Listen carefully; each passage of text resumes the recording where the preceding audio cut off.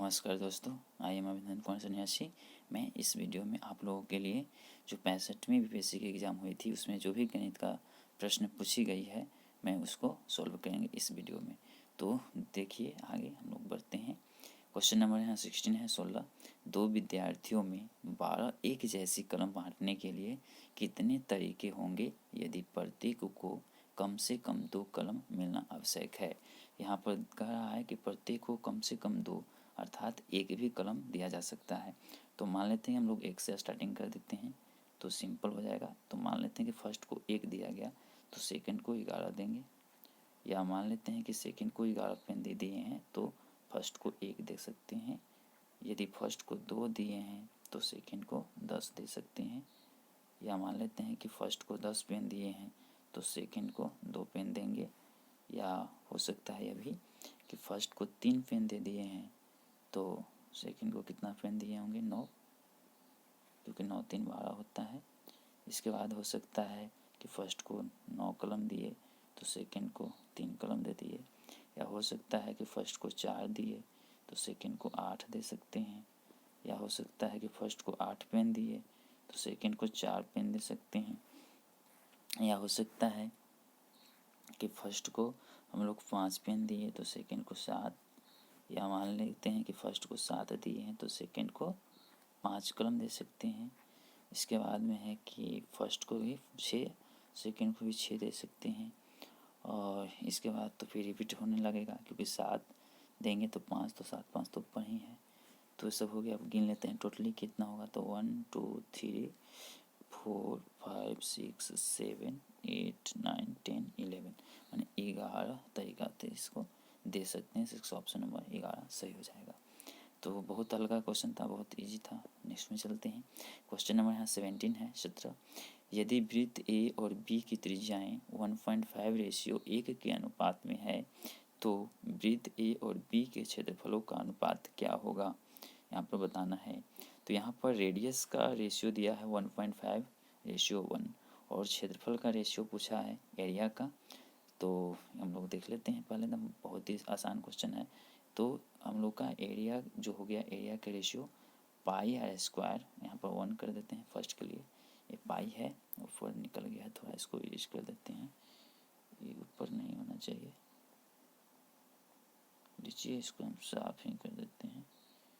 इसके बाद में इसको हम पाई बना देते हैं।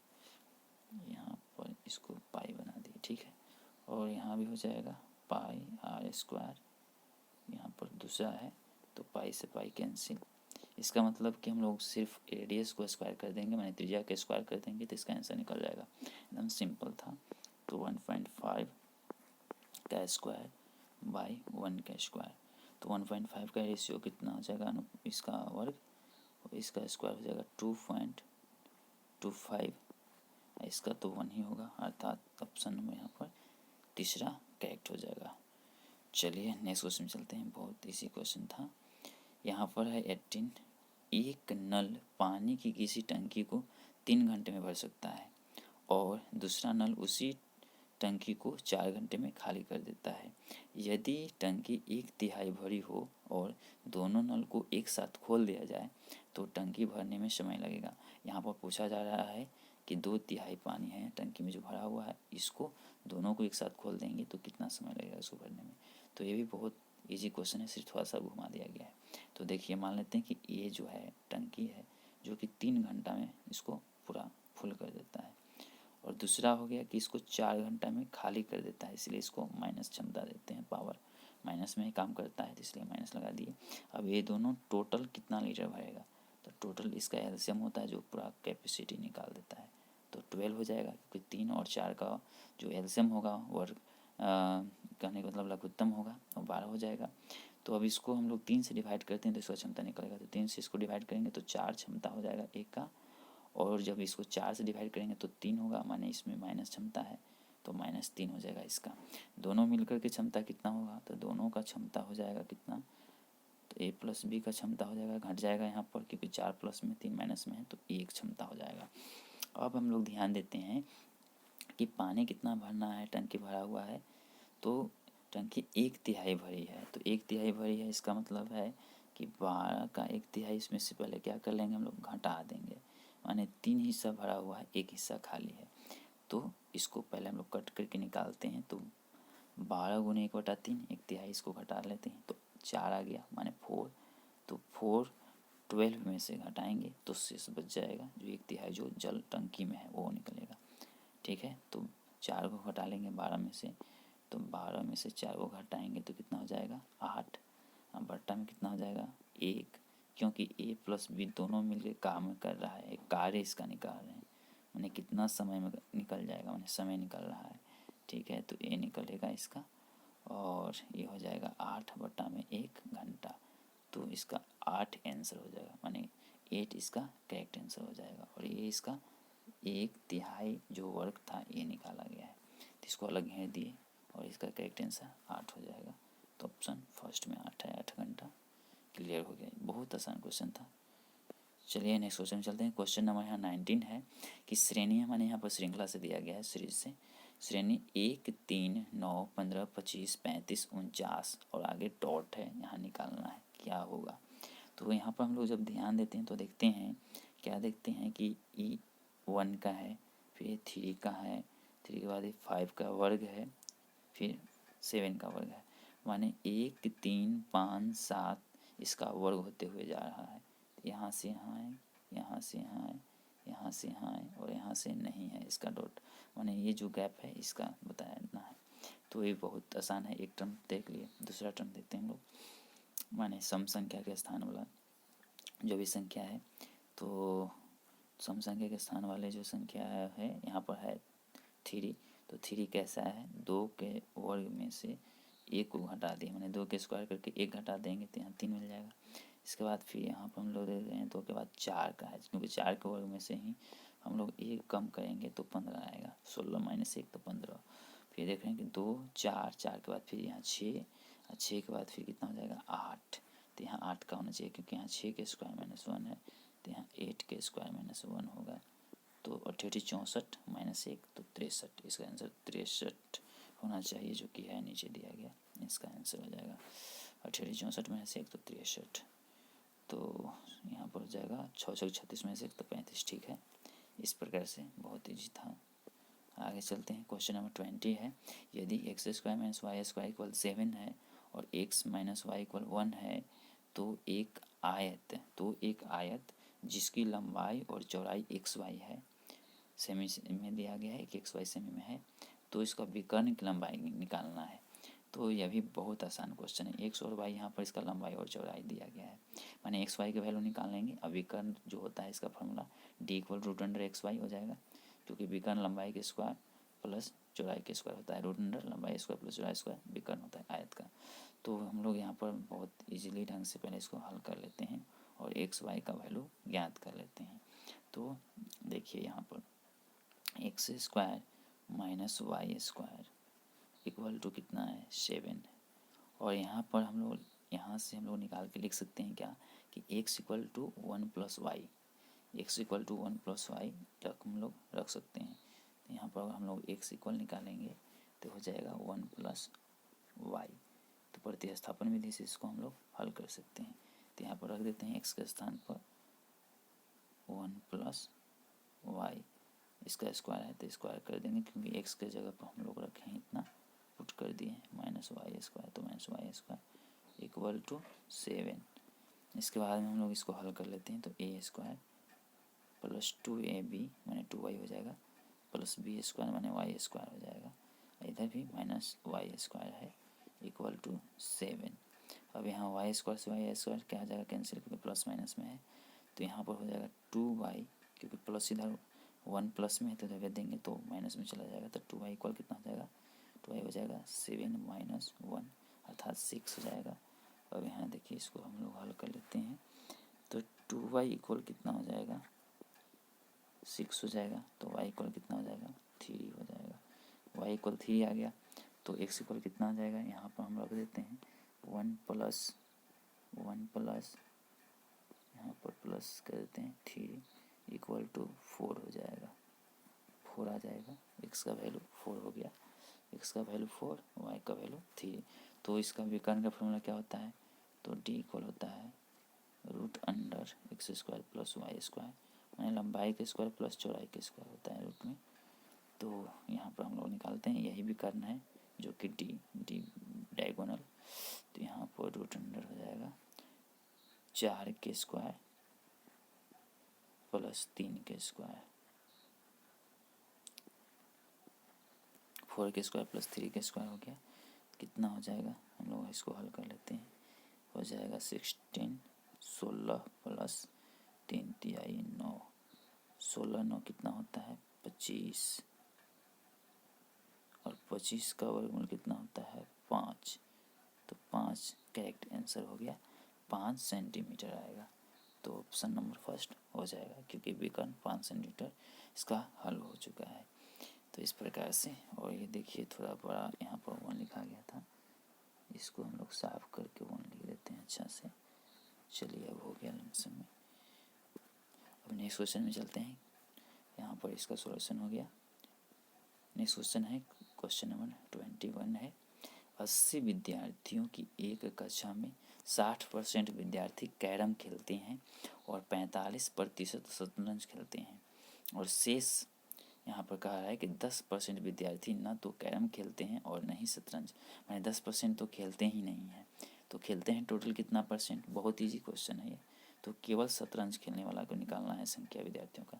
तो 10% तो दोनों खेलों में से कोई नहीं खेलता है, माने कितना खेलने वाला टोटल विद्यार्थियों की संख्या कितना हुआ 90% बचेगा ना। तो यहाँ पर 90% ही बच्चा खेल रहा है, इस पर ध्यान देना है। बहुत ईजी है, इसको हम चाहेंगे तो 5-6 मेथड से बना सकते हैं। तो ये हो गया, और आपको समझाते हैं। यहाँ पर देखिए कितना आसान क्वेश्चन है। ये मान लिया जाए कि हम लोग बना लिए, ठीक है। ये खेलने वाला है एक कैरम और एक खेलने वाला है शतरंज, ओके कर लिए। अब यहाँ पर पूछा जा रहा है कि केवल शतरंज खेलने वाला, माने ए भाग का पूछा जा रहा है। देखिए ए भाग का आपको पूछा जा रहा है, सिर्फ ए भाग को पूछा जा रहा है, सिर्फ पूरा का नहीं पूछा जा रहा है, सिर्फ ए भाग को पूछा जा रहा है कि इसी का आंसर निकालना है। तो देखिए बहुत आसान है, क्या करेंगे हम लोग। तो टोटली तो कितना 10% तो खेलता ही नहीं, माने 90% खेलता है, और 90% में जो कैरम खेलने वाला है वो कितना विद्यार्थी है, तो 60% है। देखिए यहाँ पर तो कैरम खेलने वाला 60% है, और टोटली कितना 90% ही खेल रहा है बच्चा, और 60% उसमें कैरम ही खेलता है। माने सिर्फ और सिर्फ शतरंज खेलने वाला कितना परसेंट हो जाएगा, तो 60% इसमें से घटा दीजिए तो हो जाएगा 30%। मात्र कितना 30% बच्चा जो है वो खेलता है क्या, तो सिर्फ और सिर्फ शतरंज खेलता है। क्योंकि यहाँ से यहाँ तक ये जो देख रहे हैं आप, ये तो कैरम के अंदर ही है ना, दोनों हिस्सा भी तो है इसमें कॉमन, ठीक है। तो ये जो हो गया कैरम वाला, जो जितना भी कैरम वाला हिस्सा था, इसको क्या कर दिया हम लोग, हटा दिए। तो हटा दिए तो सिर्फ और सिर्फ ये जो शतरंज खेलने वाला है इस भाग का ही मान बचेगा, सिर्फ और सिर्फ, ठीक है। इसमें कुछ माथापेची करने की जरूरत ही नहीं है, बस 30% निकाल दीजिए। तो 80 का 30%, 80 का 30% कितना हो जाएगा 24, 0 से 0 0 से 0, और तिहाई 24, माने 8 3 जा 24। तो बस इसका करेक्ट हो गया। अब इसको बहुत से मेथड से बना सकते हैं, बड़ा भी जाएगा, छोटा भी बन सकता है। तो छोटा में भी 2-3 ढंग से और भी हम बना सकते हैं, लेकिन मन तो कर रहा है कि 2-3 ढंग से बना दें, लेकिन आगे बढ़ते हैं हम लोग, देखेंगे इसको बाद में। तो बड़ा करने से कोई फ़ायदा नहीं है, कंपटीशन लेवल का हम लोग बना रहे हैं, तो बहुत कम समय बन जाए वही लाभदायक है, ठीक है। आगे बढ़ जाते हैं हम लोग। क्वेश्चन नंबर 22 है। यदि x³ - y³ इक्वल टू 117/8 तथा x - y का वैल्यू 3/2 दिया है, तो यहाँ पर पूछा जा रहा है कि x² plus xy plus y² का मान। तो देखिए अभी बहुत आसान क्वेश्चन है, सिर्फ थोड़ा सा कैलकुलेशन दिया गया है। तो यहाँ पर हम लोग जानते हैं कि AQ माइनस BQ का फॉर्मूला जानते हैं, बस उसी में पुट कर देना है। यहाँ होता है x - y into x² plus xy plus y², ठीक है। ये फॉर्मूला होता है, बस इसी में वैल्यू रखना है। तो इसका वैल्यू कितना दिया गया है 117/8 दिया गया है, तो इसको 117/8 यहाँ पर रख देंगे। बहुत ही ईजी क्वेश्चन था, इसके बाद में माइनस का वैल्यू दिया गया है 3/2 है तो दे दिया गया है। और इसके बाद इसका वैल्यू तो यहाँ ही करना है हम लोग को, xy है प्लस में y²। ठीक है, तो इसको देखिए काटते हैं, कितना बार में कटेगा, ये 4 बार में कट जाएगा। और इसको से इसको काट दीजिए, क्योंकि इसको इधर लाइएगा तो जो भागा में गुना में, जो गुना में वो भागा में, फिर कट जाएगा। तो हो जाएगा ये 3 तिहाई 9 और 3 9 27, माने 39/9। 39/9 इसमें है, करेक्ट आंसर हो गया। तो ऐसे भी ऑप्शन से देख सकते हैं कि बट्टा में 4 गुण में है, बट्टा में 4 है, लेकिन इनमें से कोई नहीं भी ऑप्शन दिया गया है, तो इसलिए इसको जांच लेना जरूरी होता है। तो बन के तैयार हो गया, बहुत आसान क्वेश्चन था। क्वेश्चन नंबर नेक्स्ट हम लोग देखते हैं 23 है। 5 के पावर x² + 2x + 7 है इक्वल टू 125 के पावर है 2x + 1, और इसको x का वैल्यू यहाँ पर ज्ञात करना है। ठीक है, तो देखिए यह भी बहुत आसान क्वेश्चन है। ये समघाता सिद्धांत पर दिया गया, माने समघाता का सूत्र पर दिया गया है। तो समघाता सूत्र से माने कि जब आधार बराबर होता है तो पावर भी माने घात भी बराबर हो जाता है। तो आधार बराबर कर देंगे तो घात ऑटोमेटिक बराबर हो जाएगा, और इसको हल कर लेंगे। तो देखिए यहाँ पर हो जाएगा 5 के power x² + 2x + 7 equal to, यहाँ पर 125 है तो 125 को 5 का क्यू लिख सकते हैं। ठीक है, साथ में ही जो पावर है वो पावर गुना भी हो जाएगा, तो ये गुना हो जाता है क्योंकि पावर का पावर गुना होता है। 2x + 1, लेकिन एक कॉस्ट में होगा क्योंकि दोनों में गुना होगा। ठीक है, दोनों में गुना होगा। एक स्टेप थोड़ा सा हम यह कर दिए हैं, तो इसको लीजिए ऐसे, एक और दे दीजिए, और इसको हटा देते हैं बीच में से गुना के चिन्ह को, ताकि अच्छा लगे देखने में भी। चलिए यहाँ से ख़त्म होगा, फिर हम दे लेंगे। भाई मेरे ख़त्म हो जाओ, हाँ हो गया। इसके बाद में हम लोग इसको बंद कर देते हैं। तो इस प्रकार से क्लियर। नेक्स्ट में देखते हैं हम लोग क्या करेंगे इसको। तो हो जाएगा 5 के power x² + 2x + 7 equal to 5 के पावर, यहाँ पावर 3 है तो गुना हो जाएगा, 3 दूनी 6 + 3। अब यहाँ पर समघाता सिद्धांत, क्योंकि आधार 5 बराबर हो गया तो घात भी बराबर हो जाएगा। तो घात बराबर कर लेते हैं हम लोग, x² + 2x + 7 equal to 6x + 3। अब इसको हल करेंगे हम लोग, इधर से उधर जा कर के। चलिए थोड़ा सा जगह नीचे हम लोग को मिल जाएगा, फिर इसको जूम आउट कर देंगे, उसके बाद आपको दिखा देंगे। और इसके बाद में हम लोग हल करते हैं, तो इसको इधर लाएंगे, 6 इधर प्लस में है, इधर आएगा तो माइनस में, यानी घाट करके 4 हो जाएगा।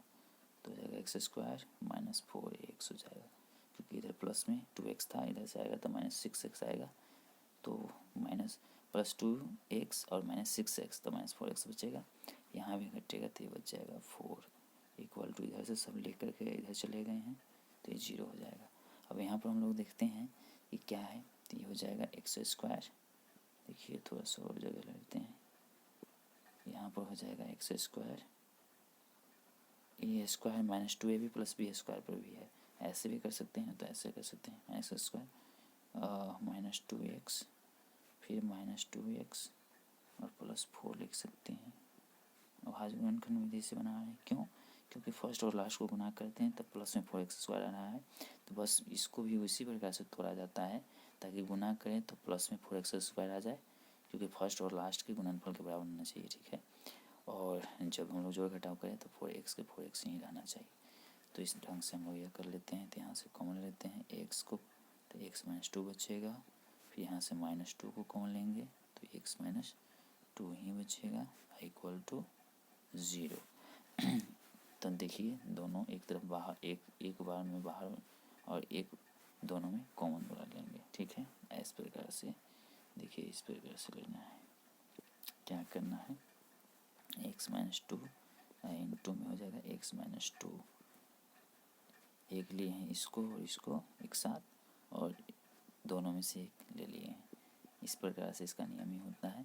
अब ये दोनों को कंपेयर करके निकालिएगा तो 2 ही आएगा, क्योंकि x-2 इक्वल 0 करेंगे, इसको 0 में भेज देंगे तो एक को इधर इसको 0 में भेज देंगे तो x-2 ही होगा, तो x इक्वल 2 हो जाएगा। मैंने दोनों कंडीशन से 2 ही आएगा, तो 2 ही आएगा, तो इसका आंसर 2 हो जाएगा। चलिए अब इसको छोटा करके हम लोग देख लेते हैं।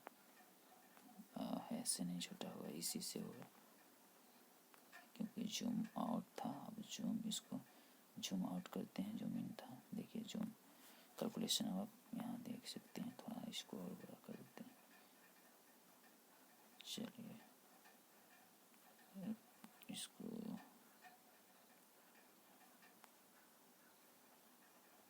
हो गया। अब यहाँ से कैलकुलेशन आप स्पष्ट रूप से इसको देख सकते हैं। तो अब नेक्स्ट क्वेश्चन में बढ़ते हैं हम लोग। नेक्स्ट क्वेश्चन है 24। यदि एस बराबर है एन बराबर 1 से सिग्मा 15 तक है। सिग्मा का अर्थ होता है योग या जोड़। सिग्मा का अर्थ होता है योग या जोड़, और जोड़ना है कहाँ तक, तो एन बराबर 1 से लेकर के 15 तक, और n+1/3 को जोड़ना है। तो x का मान निकालना है, माने टोटल इसका कितना हो जाएगा। एक मिनट, इसको पहले सेट करते हैं। यहाँ से आ जाते हैं, पेन ले लिए। इसके बाद में हम लोग इसको हल करते हैं। तो देखिए बहुत आसान है। क्या करना है, तो दिया गया है क्या कि एस इक्वल टू सिग्मा का मतलब जोड़ होता है n बराबर 1 से लेकर के 15 तक जोड़ना है, और है क्या n को भी जोड़ना है, अब प्लस में 1/3 को भी 15 टाइम जोड़ना है, क्योंकि इसमें n नहीं है। तो 1/3 में n नहीं है, इसका मतलब कि 1 से लेकर 15 माने 15 बार 1/3 को जोड़ना है। तो 1/3 को 15 बार जोड़िए या 15 से गुना करके इसको लिखिए, बात बराबर है। 15 बार जोड़ने का मतलब कि 15 से गुना करना। तो इसको कर दिए, तो इसका एक ही लाइन में हो गया कैलकुलेशन की 5। अब इसका हम लोग करते हैं। तो इसका करते हैं, तो इसके लिए देखिए क्या हो जाएगा। अगर एक बार में 1 रखिएगा, फिर 2 रखिएगा, फिर 3 रखना होगा, डॉट डॉट डॉट कहाँ तक, 15 तक, क्योंकि 15 तक है। इधर तो 5 है ही। इसका कैलकुलेशन जो कि हम लोग छाँट लिए हैं अलग, ठीक है। अब इसको समझने के लिए कॉस्ट में ही बंद कर देते हैं। लीजिए इसको कॉस्ट में बंद करते हैं ताकि समझ में आए कि ये अलग पार्ट्स है। तो अब यहाँ से ये तो देखिए, अब इसका एक फॉर्मूला होता है। क्या होता है, तो लगातार n जो प्राकृतिक संख्या होता है, इसका योगफल का फॉर्मूला होता है n × n+1/2 होता है, ठीक है। इस फॉर्मूला को बैठा देंगे, हल हो जाएगा। तो n का वैल्यू कितना है, 15 है, क्योंकि लास्ट टर्म ही होता है n। तो यहाँ पर हम लोग डायरेक्ट लगा लेते हैं कि 15 × 1 बढ़ाना है तो 15 1 16 हो जाएगा, बट्टा में 2 प्लस में इधर 5 तो है ही, कॉस्ट वाला अलग से है। इसको काटेंगे 8 15 8 20 से 120 कितना हो गया, 120। देखिए थोड़ा सा जगह लेते हैं नीचे, फाइनल हो गया। अब 15 8 20 से 120 प्लस में 5 हो गया, माने 125 हो गया। करेक्ट आंसर हो गया 125। तो ऑप्शन नंबर यहाँ पर हो जाएगा। ये देखिए यहाँ पर। अब इसको थोड़ा सा हम लोग जूम आउट कर लेते हैं, क्योंकि जूम इन बहुत हो गया था। देखिए अब यहाँ स्पष्ट रूप से देख सकते हैं हल। तो 125 इसका करेक्ट आंसर हो जाएगा। तो नेक्स्ट क्वेश्चन में चलते हैं। क्वेश्चन नंबर है 25। 2 रेलगाड़ियाँ जिनमें प्रत्येक की लंबाई 150 मीटर है, मैंने 150 मीटर है। 2 रेलगाड़ी है, दोनों की लंबाई सेम है, समान है, 150 मीटर ही है, और दोनों की जो गति है, माने प्रत्येक की जो गति है, दोनों का एक समान चाल भी है, 90 किलोमीटर प्रति घंटा, और एक दूसरे को विपरीत दिशा में, माने कि एक दूसरे के विपरीत दिशा में जा रहे हैं। माने पार कितना समय में करेंगे, यही इसका पूछ रहा है कि कितने समय में दोनों पार हो जाएंगे। तो पहले इसको हम फिगर बनाते हैं ताकि आपको समझ में आए। जैसे देखिए एक रेलगाड़ी है जो कि समान ही दोनों की लंबाई इधर की ओर, और एक रेलगाड़ी जो है इधर की ओर जा रही है। पार कब करेगी, जब इस कंडीशन में होगी, ठीक है। तो दोनों का सेम ही लंबाई है, तो समय है तो दोनों की लंबाई के योग के बराबर को दूरी तय करना पड़ेगा, क्योंकि पार इस कंडीशन में होगा ना, इस कंडीशन में पार हुआ। तो समझ जाइए कि आप इधर इस ट्रेन की लंबाई और इस ट्रेन की लंबाई, दोनों की लंबाई जोड़ना पड़ेगा, तो टोटल दूरी हो जाएगा। तो दूरी कितना हो जाएगा, टोटल डिस्टेंस 150 दोनों का है, तो 2 × 150 माने 300, तो 300 मीटर हो गया दूरी, ठीक है। तो मीटर में दूरी दिया गया है, चाल यहाँ पर किलोमीटर प्रति घंटा में। चाल भी क्या होगा, एक इधर जा रहा है और एक इधर की ओर जा रहा है, तो दोनों की स्पीड क्या हो जाएगा, जुड़ जाएगा, क्योंकि दोनों एकदम बहुत जल्दी पार हो जाएगा, क्योंकि एक की दिशा इधर, विपरीत डायरेक्शन दोनों का है। तो एक इधर की ओर जा रहा है, एक इधर की ओर जा रहा है, तो बहुत जल्दी फास्ट से एकदम दुगना स्पीड से पार हो जाएगा। तो 90 कितना हो जाएगा, इसका जो चाल है तो चाल भी दुगना हो जाएगा, 2 गुने 90, क्योंकि दोनों विपरीत दिशा में जा रहा है। तो 180 किलोमीटर प्रति घंटा है। तो किलोमीटर प्रति घंटा को मीटर प्रति सेकंड में बदलने के लिए कितना से गुना करते हैं हम लोग, 5/18 से गुना कर देंगे तो मीटर प्रति सेकंड में बदल जाएगा। यहाँ पर हम डायरेक्ट हम लोग बदल दिए कि 80 किलोमीटर प्रति घंटा को 5/18 से जब गुना कर दिए तो मीटर प्रति सेकंड में बदल गया। किलोमीटर प्रति घंटा को मीटर प्रति सेकंड में बदलने के लिए 5/18 से हम लोग गुना करते हैं। तो काट देंगे 10 तो हो जाएगा 50। तो 50 हो गया। अब समय पूछा है तो बहुत आसान है। देखिए समय के लिए दूरी बटा में चाल होता है, ठीक है। तो दूरी कितना है 300 मीटर, चाल कितना है 50, काट दीजिए 6 बार में क्लियर। तो 6 सेकेंड इसका आंसर हो जाएगा। तो 6 सेकेंड ऑप्शन नंबर यहाँ पर सी में है, करेक्ट आंसर हो गया। तो बहुत आसान क्वेश्चन था। नेक्स्ट क्वेश्चन में चलते हैं। ख़त्म हो गया, लास्ट हो गया क्योंकि ये 10 था। अब आप लोग कोई काम करना है, सब्सक्राइब कीजिए, शेयर अधिक से अधिक कीजिए, और जो भी कमी रह जाए उसको कमेंट कीजिए, और जो भी आपको आवश्यकता है, जो समझ में ना आए इसके बारे में, ताकि आपको अलग से डिटेल में वीडियो लेकर के आएँ, ठीक है, आप लोगों के लिए। तो जय हिंद, वंदे मातरम। बस कृपया सपोर्ट कीजिए, बस और कुछ नहीं हमको चाहिए।